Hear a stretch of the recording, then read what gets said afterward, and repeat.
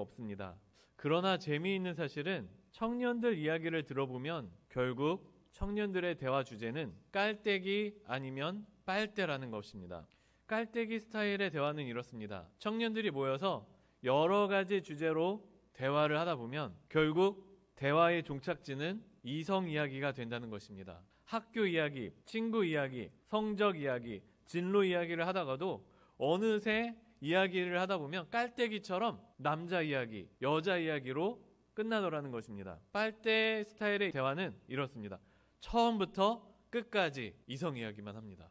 지금처럼 비혼주의가 가득한 시대에도 여자들은 모여서 남자 이야기를 하고 남자들은 모여서 여자 이야기를 한다는 것입니다. 또 한 가지 재미있는 사실은 이혼하신 분들, 그러니까 돌싱이 모여서 대화를 하는 걸 들어봐도 똑같다는 겁니다. 결국 남자 이야기나 여자 이야기로 끝이 난다는 것입니다. 그리고 결혼이 끔찍하고 힘들었다며 다시는 결혼 안 할 것 같이 말하는 사람이 어느새 연락을 다시 해보면 결혼했다고 이야기하는 것을 볼 수가 있습니다. 여기서 알 수 있는 사실이 있습니다. 아무리 인간관계가 싫다고 말하고 결혼을 안 할 거라고 말해도 사람은 다른 사람과의 관계를 원한다는 것입니다. 사람들이 이성을 만나고 싶어하고 누군가와 결혼하고 싶어하는 것을 보면, 다시 말해서 누군가를 사랑하고 사랑받고 싶어하는 걸 보면 우리는 분명한 사실 하나를 알 수 있습니다.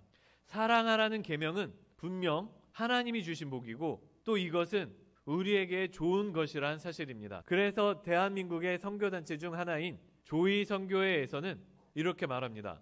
하나님을 사랑하고 이웃을 사랑하고 그리고 마지막으로 나 자신을 사랑할 때 그때에 비로소 참된 기쁨이 있다는 것입니다. 사랑은 정녕 하나님이 우리에게 주신 복입니다. 하지만 오늘은 사랑이라는 계명, 사랑이라는 명령이 왜 좋고 얼마나 좋은지가 아니라 지금 우리가 정말 사랑하고 있는가, 이것을 살펴보려고 합니다. 그래서 첫째로 하나님을 사랑해야 합니다. 때때로 제가 사람들과 이야기를 하다 보면 온라인 예배 드리면 되지 굳이 예배 드리러 교회 가야 하나요? 라고 말씀하시는 분들이 있습니다. 그러면서 온라인 예배가 온전한 예배가 아니라면 예배를 드리지 못해서 온라인 예배를 드리는 사람들은 온전한 예배를 드리지 않는 거냐고 묻는 분들이 종종 계십니다. 저는 분명 온라인으로 예배를 드릴 수 있는 이 환경 자체에 대해서 감사하다고 생각합니다. 특히 피치 못하게 예배에 참석하지 못하는 사람들을 위해 온라인 예배가 필요하다고 생각합니다. 저 같은 경우는 외국에서 살면서 그 지역에 한인교회가 없어서 외국인 교회를 가야 하는 상황도 있었어요.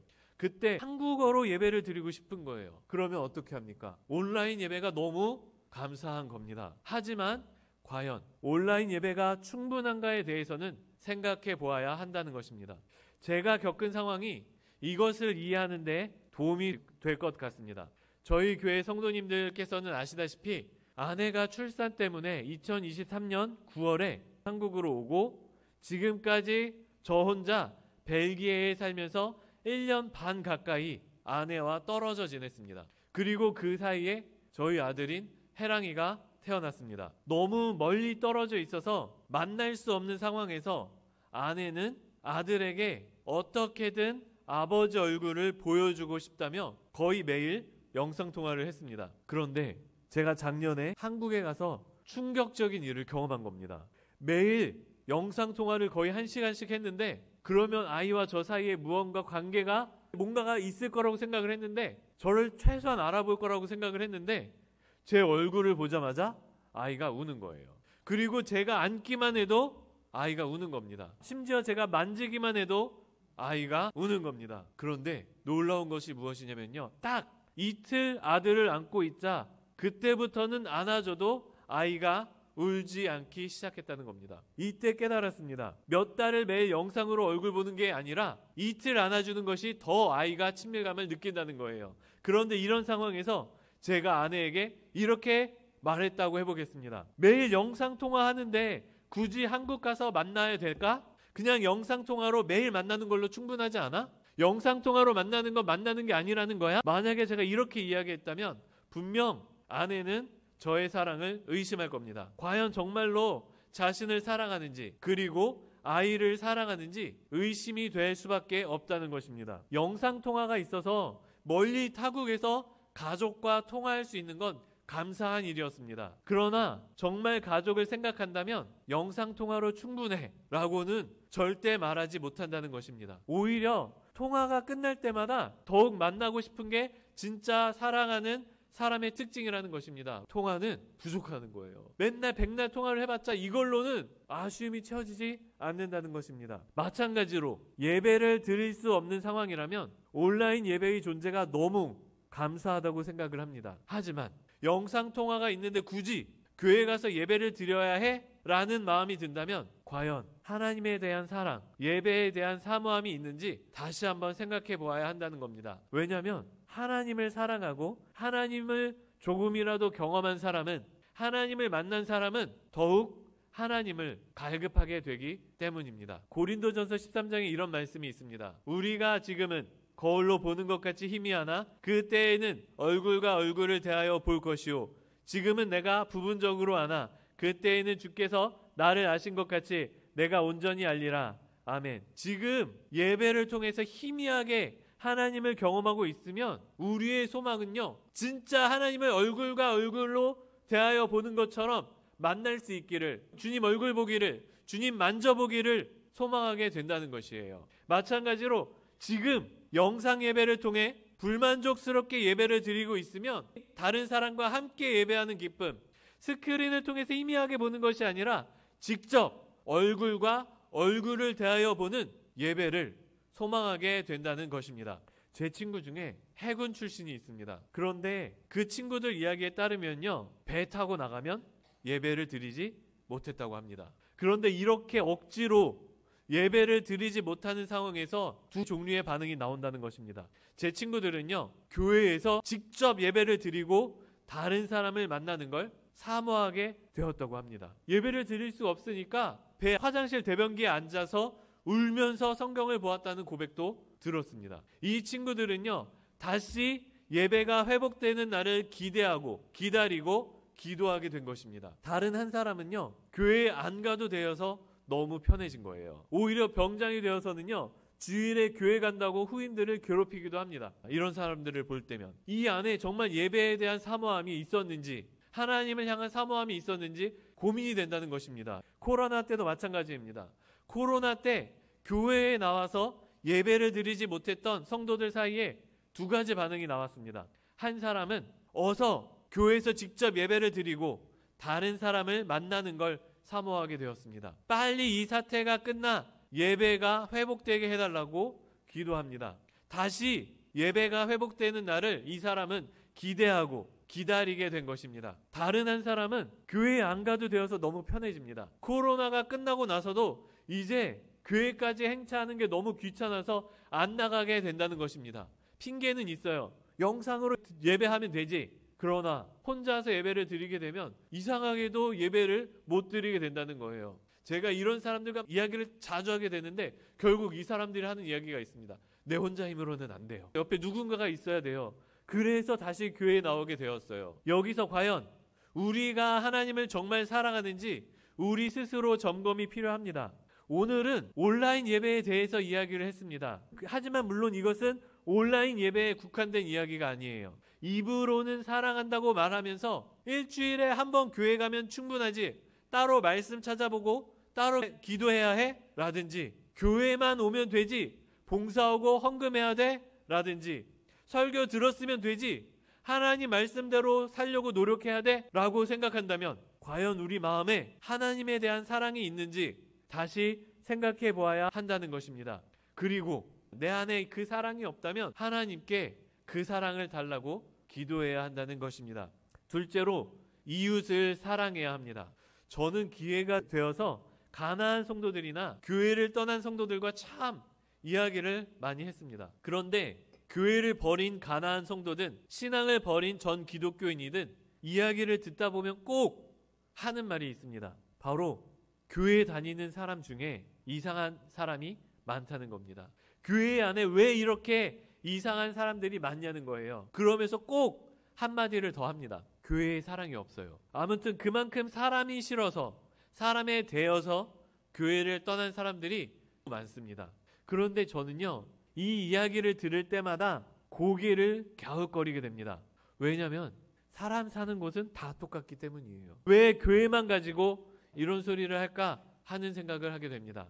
그리고 그 사람들을 볼 때마다 하고 싶은 이야기들이 참 많은데, 이번에는 그 사람들이 말하는 이웃사랑과 관련하여 한 가지만 이야기를 해보려고 합니다. 먼저 사람은 다 다릅니다. 심지어 가족끼리도 다 다릅니다. 그렇다면 이 다른 사람들을 향해서 우리는 어떻게 바라보아야 할까요? 여기에는 두 가지 방법밖에 없어요. 첫 번째는 쉬운 방법입니다. 나와 다르기 때문에 미친 사람, 이상한 사람으로 바라보고 마는 것입니다. 세상은 대체로 쉬운 방법을 택합니다. 요즘 유행하는 말이 있죠. 너 T야? T라면서 나와 다른 상대방을 이상한 사람으로 몰아갑니다. 옛날에는 너 B형이야? 이런 이야기를 했었어요. 매 세대마다 그 유행하는 말이 다르지만 결국 하는 말은 똑같아요. 너 왜 이렇게 나와 달라? 너 이런 사람이야? 그렇게 나와 다르다는 이유로 그 사람을 포용해주지 못하는 문화가 이 시대의 문화라는 것입니다. 정치 진영이 다르다는 이유로 상대방을 악하다거나 이상한 사람 취급하기도 합니다. 나와 다른 사람들을 대할 때 취해야 되는 두 번째 방법은 어려운 방법입니다. 나와 다른 사람을 우리 공동체에 필요한 사람, 사랑받아야 할 사람으로 바라보는 것입니다. 이 방법은요, 사랑이 없으면 정말로 어려운 방법입니다. 저는요, 교회에 사랑이 없고 이상한 사람이 많다는 이유로 떠나는 사람들을 이해합니다. 이해해요. 그럴 수 있죠. 하지만 사실 이 사람들의 말은 모순된 말입니다. 교회에 다니다 보면요, 사회에서는 보기 어려운 이상한 사람을 만날 때가 많습니다. 뾰족하거나 말투가 사납거나 성격이 어둡거나 거짓말을 하거나 싸움을 자주 걸거나 하는 그런 사람들이 꽤 많습니다. 사회에서 만났다면 손절하고 상종도 하지 않을 그런 사람들도 보게 됩니다. 그런데 어쩔 수 없이 같은 교회에 다니다 보니 억지로 그 사람들과 섞이고 어울려야 한다는 거예요. 그런데 반대로 저는 이렇게 자기밖에 모르고 다른 사람을 사랑할 줄 모르는 사람들이 교회에 남아있는 걸 보면요, 깜짝깜짝 놀라곤 합니다. 나라면 밖에서 만났다면 상종하지 않았을 사람들이 멀쩡히 교회에 잘 적응하고 다니는 거예요. 물론 새로운 사람이 오면 이 뾰족한 사람들 때문에 상처받고 나가곤 합니다. 그러나 저는 그렇기 때문에 더더욱 교회가 이 사람들을 안 내쫓는 걸 보면 더 놀라운 마음이 든다는 거예요. 다른 곳에서 안 받아주는 사람, 아무도 사랑해주지 않는 이 사람을 우리는 피해를 보더라도 사랑으로 보듬어 주겠다는 것입니다. 이런 이상한 사람들, 자기밖에 모르는 사람들, 다른 사람을 사랑할 줄 모르는 사람들은요, 매력이 없습니다. 누가 보더라도 싫어할 만합니다. 가난한 성도들이 교회에서 이런 사람들을 만나고 나서 교회에 왜 이렇게 사랑이 없냐 소리칠 법도 합니다. 이런 사람들 때문에 성도들이 나가는 소리를 우리는 여러 번 듣습니다. A 성도 때문에 이번에 새로운 B 성도도 상처받고 나갔어요 라는 말을 어느 교회에서건 종종 듣습니다.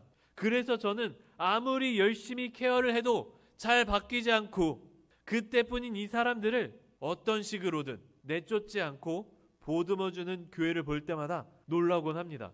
교회에 얼마나 사랑이 많으면 이런 사람을 품을까? 교회에는 이 사람들이 해가 되는 거예요. 다른 사람들이 적응하지 못하도록, 오지 못하도록 방해가 되는 거예요. 교회 입장에서는 이 사람을 내쫓아야 합니다. 교회가 더 잘 되려면. 그러나 교회가 이런 사람들을 내쫓지 않고 포용하고 있는 거예요. 그런 교회를 볼 때마다 대단하다. 어떻게 이렇게 사랑이 넘칠 수 있을까? 저는 이런 생각이 든다는 거예요. 가난한 성도들은 그런 사람들 만나면서 상처받고 교회에 사랑이 없어요 이러고 나가는데 실제로 교회는 사랑이 넘쳐서 그 사람들을 포용하고 있었던 거예요. 즉 가난한 성도가 나 저 성도 때문에 이 교회 못 있겠어요, 교회에 사랑이 없어요 라고 나가는 건 그 사람이 사랑이 없었던 겁니다. 그 사람이 사랑이 없어서 못 견디고 나갔던 거예요. 하지만 교회에서 견딜 수 없는 이 사람, 포용할 수 없는 이 사람을 포용하는 것이 바로 예수님이 우리에게 원하시는 사랑이라는 것입니다. 성경을 보면 예수님은 남들이 좋아하지도 않고 거들떠도 보지 않았던 사람들, 세리들, 죄인들, 여자들, 아이들을 사랑하셨습니다. 그리고 로마서는 우리에게 이렇게 말합니다. 우리가 아직 연약할 때 기약대로 그리스도께서 경건하지 않은 자를 위하여 죽으셨도다. 의인을 위하여 죽는 자가 쉽지 않고 선인을 위하여 용감히 죽는 자가 혹 있거니와 우리가 아직 죄인 되었을 때 그리스도께서 우리를 위하여 죽으심으로 하나님께서 우리에 대한 자기의 사랑을 확증하셨느니라. 그러면 이제 우리가 그의 피로 말미암아 의롭다 하심을 받았으니 더욱 그로 말미암아 진노하심에서 구원을 받을 것이니 곧 우리가 원수 되었을 때 하나님의 원수였을 때 그의 아들의 죽으심으로 말미암아 하나님과 화목하게 되었은즉 화목하게 된 자로서는 더욱 그의 살아나심으로 말미암아 구원을 받을 것이니라. 아멘. 우리가 대단하고 멋있어서 하나님이 우리를 사랑하신 게 아니라는 겁니다. 우리가 연약하고 죄인이고 심지어 원수인데도 사랑하셨다는 거예요. 그렇기 때문에 우리는 우리 주변에 있는 불편한 사람들을 하나님이 우리를 사랑하신 것처럼 포용해 줄 수 있어야 한다는 것입니다. 이러한 이유로 저는 다시 말하지만 교회에 이상하고 뾰족한 사람들이 많아서 떠나겠다고 하거나 교회에 사랑이 없다고 말하는 사람들을 보면 의문을 가지게 된다는 것입니다.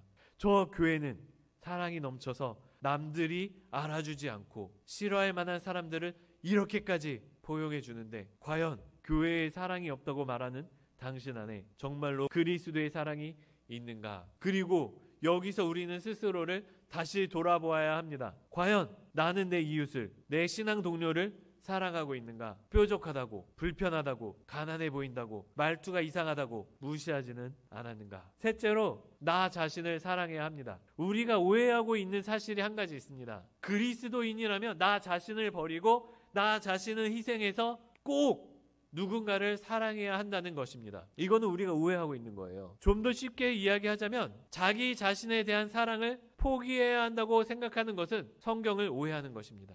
착취를 당하면서까지 이웃을 사랑하라 라는 것은 성경을 오해하고 있는 겁니다.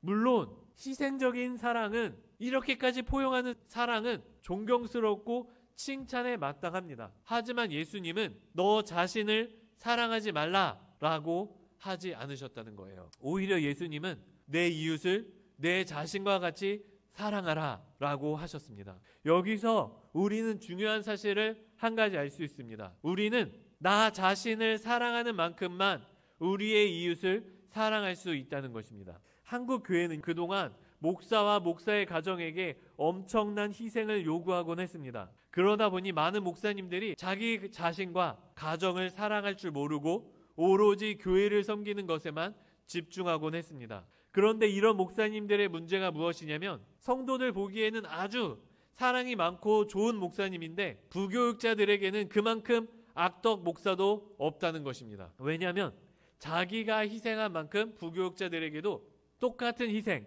똑같은 높은 기준을 요구하기 때문입니다. 목사만 그런 것이 아닙니다. 자기를 사랑할 줄 모르면 다른 사람에게도 똑같은 희생을 요구하게 됩니다. 그렇기 때문에 우리는 다시 한번 예수의 명령을 기억해야 합니다. 내 이웃을 내 자신과 같이 사랑하라. 나 자신을 사랑하는 만큼 내 이웃도 사랑해야 한다는 겁니다. 거꾸로도 살펴볼 수 있어요. 내 이웃을 사랑하는 만큼 나 자신도 사랑하라는 것입니다. 그런데 오늘날 사람들을 보면요, 자기 자신을 사랑할 줄 모르는 사람들이 너무도 많습니다. 자기 자신을 사랑할 줄 모르는 사람들에게는요, 특징이 7가지가 있는데 다음과 같습니다. 첫째로 먼저 끊임없이 자기 자신을 비하하는 사람이 있습니다. 이 사람들은 자신을 쓸모없는 존재로 여기거나 가치 없다고 여기거나 나는 아무것도 못해, 나는 사랑받을 자격이 없어 라고 생각합니다. 그리고 타인의 평가에 지나치게 의존하는 사람들이 있습니다. 이 사람들은 남들의 인정을 받아야만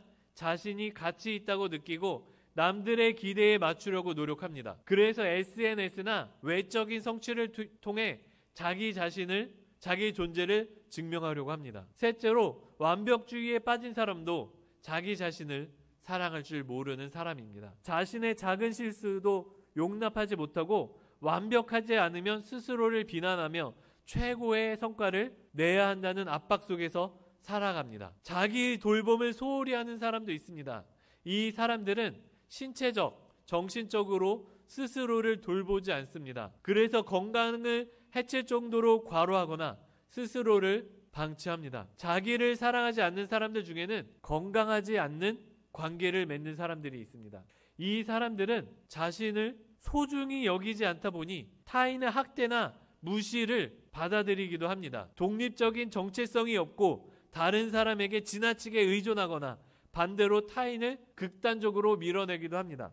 나 자신을 사랑할 줄 모르면 다른 사람을 사랑할 줄도 모릅니다. 그래서 이 사람들은 나와 관계를 맺는 사람에게도 찌르는 말을 쉽게 하고 내 지인에게 상처를 줍니다. 자신의 감정을 무시하거나 부정하는 사람도 있습니다.